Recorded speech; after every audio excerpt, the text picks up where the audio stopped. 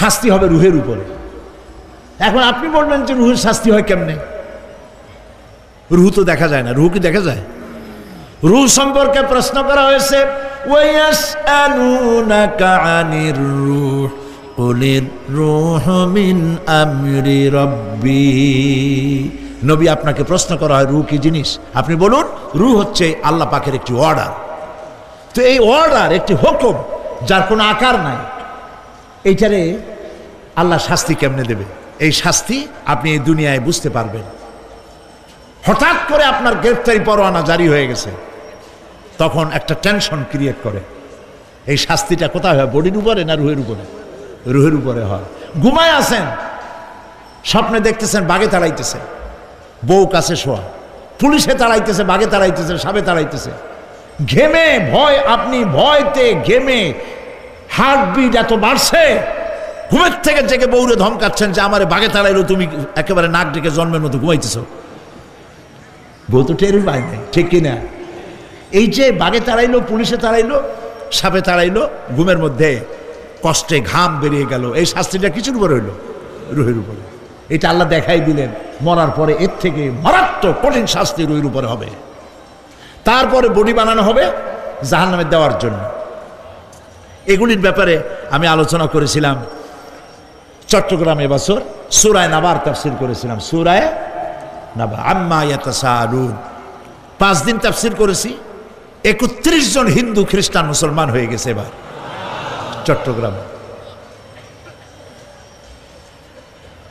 নবী করিম সাল্লাল্লাহু আলাইহি ওয়াসাল্লাম বলেছেন, কেউ যদি দুনিয়ায় বেঁচে থাকা অবস্থায় কিয়ামতের দৃশ্য দেখতে চায়, সেজন্য সূরায়ে নাবা, সূরায়ে আত-তাকবীর, সূরায়ে নাজিআত, সূরায়ে আল ইনফিতার, এই সূরাগুলি যেন পড়ে, তাহলে দুনিয়ায় জীবিত থাকা অবস্থায় কিয়ামতের দৃশ্য দেখতে পারবে।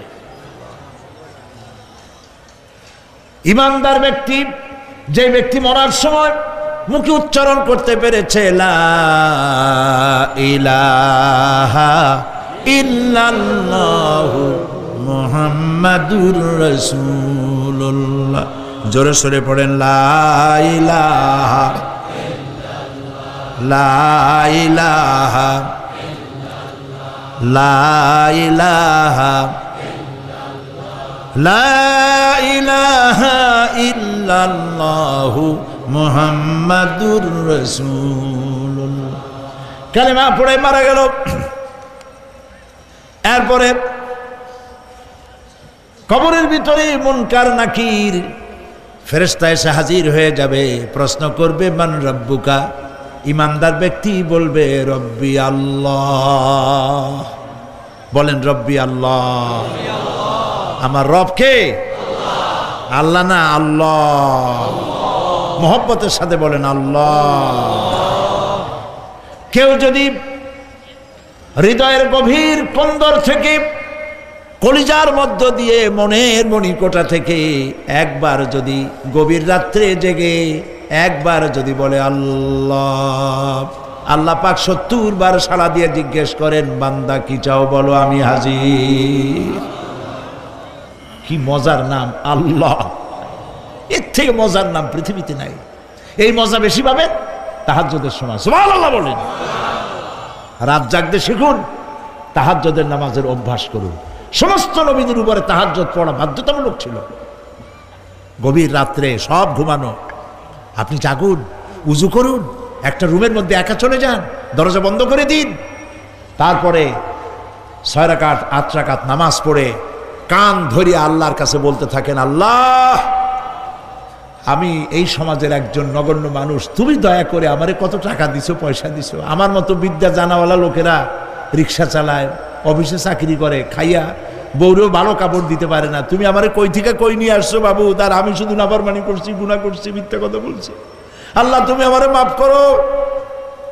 গভীর রাত্রে গুনগুন করে নিজের কানে ধরে অপরাধ স্বীকার করে কাঁদতে থাকেন আর ডাকতে থাকেন, ইয়া আল্লাহু ইয়া রহমানু ইয়া রহিমু ইয়া হাইয়ু ইয়া কাইয়ুম। পড়েন ইয়া আল্লাহু ইয়া রহমানু ইয়া রহিমু ইয়া হাইয়ু ইয়া কাইয়ুম ইয়া আল্লাহু ইয়া রহমানু ইয়া রহিমু ইয়া হাইয়ু ইয়া কাইয়্যুম। চোখের পানি ফেলে। নবীজি বলেছেন আল্লাহর ভয়েতে গুনাহ করেছিল, সেই লজ্জা করে আল্লাহর ভয়েতে, জাহান্নামের ভয়েতে মানুষ যখন কান্দে, চোখের পানি নাকের অর্ধেক আসতে না আসতে আল্লাহ পাক তারে মাফ করে দেন। আল্লাহ পাক, মা বাচ্চা যদি কান্দে মা সইতে পারে বলেন? মায়ের চাইতে আল্লাহর মহব্বত কম না বেশি? মহব্বতকে আল্লাহ পাক 100 ভাগ করেছেন, 1 ভাগ সারা বিশ্বের মাঝে ছড়িয়ে দিয়েছেন, আর 99 ভাগ আল্লাহ তার নিজের মধ্যে রাখছেন। 1টা ভাগ ছেড়ে দিলেন পৃথিবীতে, সেই ভাগের থেকে যেটুকুন মুরগি পেল, মুরগি তার বাচ্চা ঠেকাবার জন্য চিলের সাথে লড়াই করে, শিয়ালের সাথে লড়াই করে, গরু হাতির সাথে লড়াই করে, মানুষ তার সন্তানকে বাঁচাবার জন্য জীবনটাও দিয়ে দেয়। 1টা ভাগের যতটুকুন পেলাম, সেই মহব্বত যদি আমার এত তীব্র হয় স্ত্রীর জন্য, সন্তানের জন্য, তাহলে 99টা ভাগ মহব্বত যে আল্লাহর কাছে বান্দার জন্য, তার দয়া কত বেশি। এই জন্য কবরের ভিতরে প্রশ্ন হবে, কে তোমার রব? মুমিন ব্যক্তি বলবে রব্বি আল্লাহ, আমার রব আল্লাহ। ওয়ামা দীনুকা, তোমার দিন কি? বলবে দীনুনাল ইসলাম। ওয়ামান নবিয়ুকা, তোমার নবীকে? ওই লোক বলবে নবিয়ুনা মুহাম্মাদুর রাসূলুল্লাহ সাল্লাল্লাহু আলাইহি ওয়াসাল্লাম। হাদিসে এসেছে ওই সময় নবীজির চেহারা মোবারক দেখানো হবে, প্রশ্ন করা হবে মা কুনতা তাকুলু ফি হাদার রাজুল, এই লোক সম্পর্কে তোমার ধারণা কি? লোকটি বলবে হাদা নবিয়ুনা মুহাম্মাদুর রাসূলুল্লাহ সাল্লাল্লাহু আলাইহি ওয়াসাল্লাম, ইনি তো আল্লাহর রাসূল, আমার নবী। সঙ্গে সঙ্গে গায়েব থেকে আওয়াজ হবে ফাফরিশু বিল জান্নাতি ওয়ালবিসু বিল জান্নাহ, ও আমার ফেরেশতারা আমার বান্দার জন্য জান্নাতের বিছানা কবরের মধ্যে বিছায় দাও, আর আমার বান্দাকে জান্নাতের পোশাক পরায় দাও,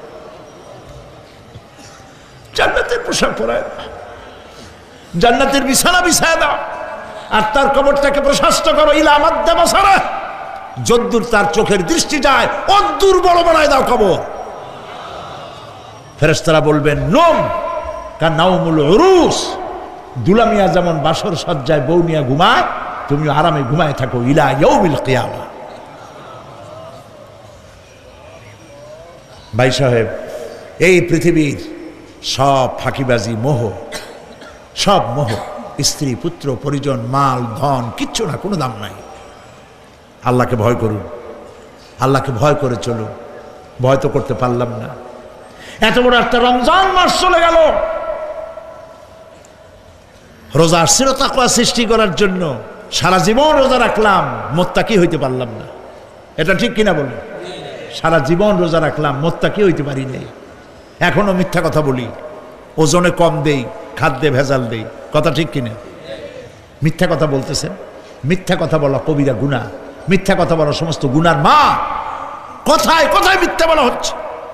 দোকানদারি করতেছেন, কষ্ট করে মাল কিনছেন, লাভের জন্যই তো কিনছেন, মিথ্যা কন কেন? ওজনে কম দিচ্ছেন, ভেজাল দিতেছেন, ভেজাল দিয়া কম দিয়া কয় টাকা উপার্জন করবেন? আর কতগুলি খাইতে পারবেন আপনি? চাউলের মধ্যে তুষ দিলেন, কুড়া দিলেন, পাথর দিলেন। আহারে মুসলমান, কি কপাল পোড়া! ওজন দিতে গিয়া একটু খিস দিয়া ধরে যেদিকে পাথরটা, আর মালটা যেদিকে সেদিক টিটু নিচু করে দেয়। যে কেনে সে মনে করে মাশাআল্লাহ, লোকটা তো খুব ভালো, আমার তো বেশি দিছে, কিন্তু বাড়ি যেয়ে দেখবেন আপনারা 14 গ্রাম কম দিছে। ও 14 গ্রাম তো জায়গায় না, এখন তো গ্রাম বলে, আগে তো আমরা ছটাক মটক বলছি, এখন গ্রাম বলে সুবিধার জন্য। এগুলি কি আমি বানায় বলতেছি না? কথা ঠিক। লাভটা কি? কি লাভ? জমিনের আইল ঠেলতেছেন, পরের জমিন দখল করতেছেন, বোনেরে ঠকাইছেন, ভাইরে ঠকাইছেন, ভাইয়ের সম্পত্তি ফেরত দেন নাই। আহা, এই যে দুরবস্থার সৃষ্টি হলো, আমলের পরিবর্তন হলো না। মসজিদ বানাইছি সব দালান, মসজিদগুলি সব বিল্ডিং হয়ে গেছে। নবী করিম সাল্লাল্লাহু আলাইহি ওয়াসাল্লাম বলেছেন মাসাজিদুহুম আমিরাতুন ওয়াহিয়া খারাবুম মিনাল হুদা, মসজিদগুলি সব দালান হয়ে যাবে শেষ যুগে। এগুলি নবী করিম সাল্লাল্লাহু আলাইহি ওয়াসাল্লামের ভবিষ্যৎবাণী। মসজিদগুলি কি হবে? সব বিল্ডিং হয়ে যাবে। ওয়াহিয়া খারাবুম মিনাল হুদা, হেদায়েত থেকে খালি হয়ে যাবে। হেদায়েত নাই, খালি মসজিদ, building, tiles, mosaic, air condition সব আছে, হেদায়েত নেই। কবি বলতেছেন মসজিদ তো বানালি হ্যায় शब भर में ईमान की हरारत वालों ने, मन पुराना पापी रहा बरसों में नमाजी बनना सिखा। মন চাইছে তাড়াতাড়ি করে মসজিদ একটা বানাই ফেলাইছে, কিন্তু বছর বছর নামাজ পড়লো, মন সেই পুরানা পাপী রয়ে গেছে, সেই পাপ থেকে সে বাঁচতে পারে নাই। এই জন্য বিশ্ব কবি আকবাল বলেন मस्जिद में मरसिया खाए के नमाजी न रही, मस्जिद में मरसिया खाए के नमाजी न रही, यानी वो साहिबे औसाफ हिजाजी न रही। मस्जिद আটকানতেছে, আমার সেই নামাজি কই? যেই নামাজিরা যখন নামাজ পড়তো পাখি এসে মাথার উপরে বসতো, পাখিতে বুঝতে পারতো না যেটা মানুষ না গাছ। সুবহানাল্লাহ। আর এখন ইমাম যদি নামাজ পড়তে আত্মাহিত পড়তে দেরি করে, ধীরে ধীরে পড়তেছে, পিছন থেকে সিগন্যাল মারা শুরু করে, বেয়াদব। ইমাম যদি নামাজের মধ্যে, ইমামকে কখনো গলায় কাশি দিয়ে আপনি ডিকটেট করতে পারবেন না, বেয়াদবি, নামাজ নষ্ট হয়ে যাবে। অনেকে করে কিনা বলো, ওর নিজেরটা শেষ হয়ে গেছে এই জন্য ইমাম করে না কেন, সেই জন্য কাশি দেয়। এটা ফাজলামি করার জায়গা নয়। প্রিয় ভাই সব, সুতরাং আমল যদি ভালো না হয় মসজিদ সুন্দর বানায় লাভ হবে না। আমল যদি ভালো না হয় সুন্দর জামা টুপি পরে কোনো লাভ হবে না। শরীরে হয়েছে ক্যান্সার আর মাথায় মাখতেছে লক্ষ্মী বিলাসের তেল, লাভ আছে? বলেন লাভ আছে? কোনো লাভ নাই। আমল পরিবর্তন, মিথ্যা ছাড়তে হবে, মিথ্যা ছাড়তে হবে। ওয়াদা করতে পারবেন যে মিথ্যা আর বলবো না? পারবেন?